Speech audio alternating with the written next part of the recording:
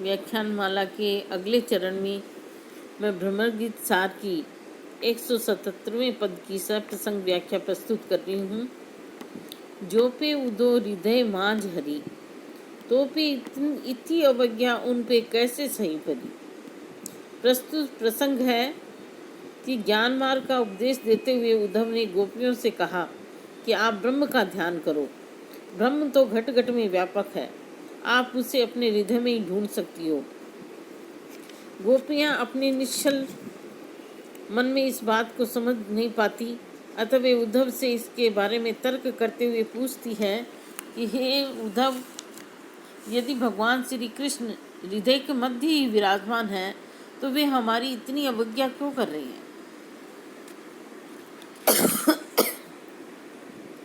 जो पे उदो हृदय मांझ हरी, हरे ए हे उदो, यदि हमारे हृदय के मध्य में ही श्री कृष्ण हैं तो भी इतनी अवज्ञा उनसे कैसे सही पड़ी।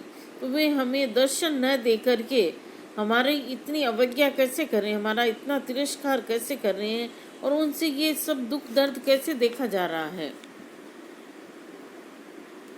समझ में नहीं आता कि वे हमें इस दशा में कैसे देख रहे हैं। तब ही हवा द्रुम दहन न पाए, अब क्यों देह जली। तब श्री कृष्ण के प्रभाव से दावानल में भी द्रुम है, पेड़ है, वो नहीं जल पाए थे ब्रज के अंदर। अब क्यों देह जली, अब ये दावानल है वो, यदि श्री कृष्ण हमारे हृदय में है तो ये हमारे शरीर को क्यों जला रहे हैं। अब विरह के कारण हमारे शरीर जल रहे हैं।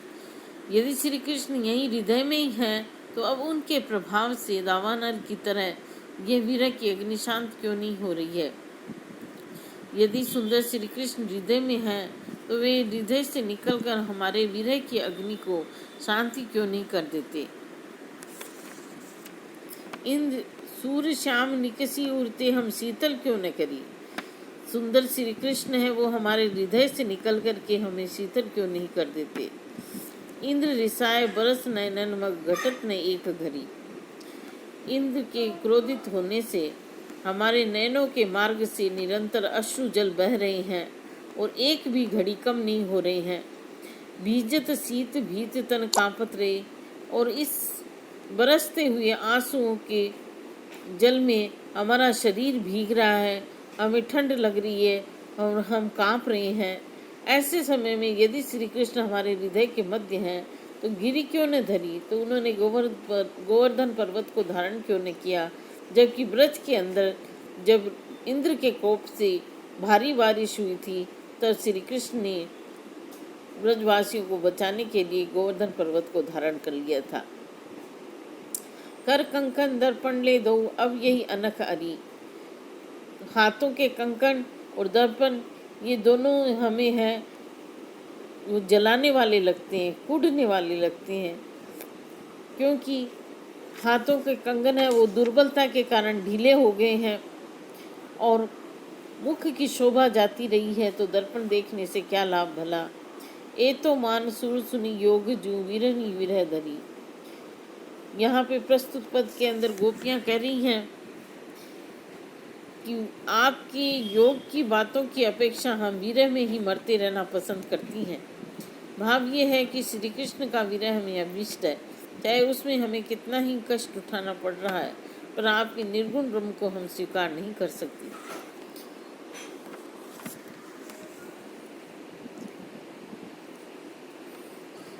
उधो इते हितु कर रहियो, या ब्रज के व्यवहार जीते हैं सबे हरीसो कहियो। प्रस्तुत पद के अंदर प्रसंग है कि कृष्ण के पास उद्धव जाकर गोपिकाओं का ही पक्ष ने ये सोचकर गोपियाँ उद्धव से निवेदन करते हुए कहती है कि हे उद्धव, आप इधर ब्रज की ओर कृपालु ही बने रहना। उद्धव इते हितु कर रहियो, ब्रज की ओर आप कृपालु ही बने रहना। अर्थात श्री कृष्ण जब आपसे ब्रज की बातें पूछें तो आप हमारे हितों वाली बातें ही उनसे कहना। या ब्रज के व्यवहार जीते हैं सबे हरीसो कहियो। इस ब्रज के सारे व्यवहारों को श्री कृष्ण से कह देना, अर्थात श्री कृष्ण की स्मृति में ब्रज की दयनीय दशा और उनके न आने से यहाँ उत्पन्न हुए उपद्रव आदि का वर्णन आप उनसे कह देना। देखी जात अपनी इन आँखी दावा न दियो, आप अपनी आंखों से देख चुके हैं कि ब्रज के निवासी दावानल में दग्ध हो रहे हैं, अर्थात हम विरह व्यथा से पूर्ण हो रही हैं। हमारी जो व्यथा है वह आपसे कहाँ तक वर्णन करें। कह लो कहूँ विथा अति लाजती, ये मन को सही।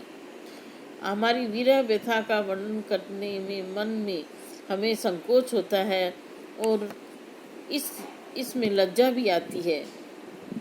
कामदेव हमारे ऊपर न जाने कितने प्रहार कर रहा है कि तो प्रहार करत मकर ध्वज हृदय फारी चाहिए।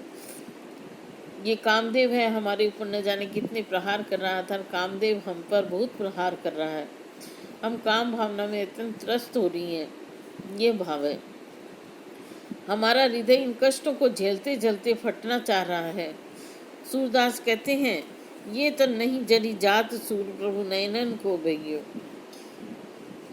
हमारा हृदय इन कष्टों को, सूरदास कहते हैं कि गोपियाँ कहने लगी कि हमारा ये शरीर भी विरह की अग्नि में जल जाता, बस इस कारण से बचा हुआ है क्योंकि नेत्रों से जल बहता रहता है। इस जल से हमारी विरह अग्नि शांत होती रहती है, वरना हमारा शरीर भी जल करके नष्ट हो जाता। उदो यही ब्रज विरह बढ़यो। कृष्ण के अभाव से उत्पन्न हुआ विरह ब्रज से व्याप्त हो रहा है। कृष्ण के अभाव से उत्पन्न हुआ विरह ब्रज में व्याप्त हो रहा है। इस पद में गोपियां विरह के व्यापक प्रवाह का वर्णन करते हुए उद्धव से कहती है कि हे उद्धव, इस ब्रज में श्री कृष्ण का विरह बहुत अधिक व्याप्त हो रहा है। यदि आप समझते हो कि विरह हमें ही है, वह बात नहीं है। उदो यही ब्रज विरह बढ़ो।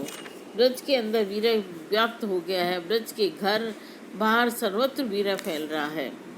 घर बाहर सरिता वन उपवन बल्ली द्रुमन चढ़ो। नदी वन उपवन बेल और वृक्षों पर भी विरह चढ़ा हुआ है। कहने का आशय यह है कि चेतन जीव ही नहीं, जड़ पदार्थों में भी विरह की व्याप्ति हो रही है। उसका कारण बताते हुए गोपियाँ कहती है कि ब्रज में दिन और रात बासर बेन सधूम भयानक दिशी जी स्टीमर बढ़ियो। दिन और रात हर समय सारी दिशाएं भयानक धुएं से व्याप्त रहती है। सभी दिशाओं में अंधकार बढ़ गया है। भाव ये है कि आपके विरह में सारा ब्रज जल रहा है और जल से जो धुआं निकला है वह सभी दिशाओं में फैल रहा है। इसी से सब जगह अंधेरा अंधेरा व्याप्त हो गया है। इस विरह की व्याप्ति से सारे नगर में द्वंद्व मचा हुआ है और यह विरह और भी अधिक तेज होता चला जा रहा है।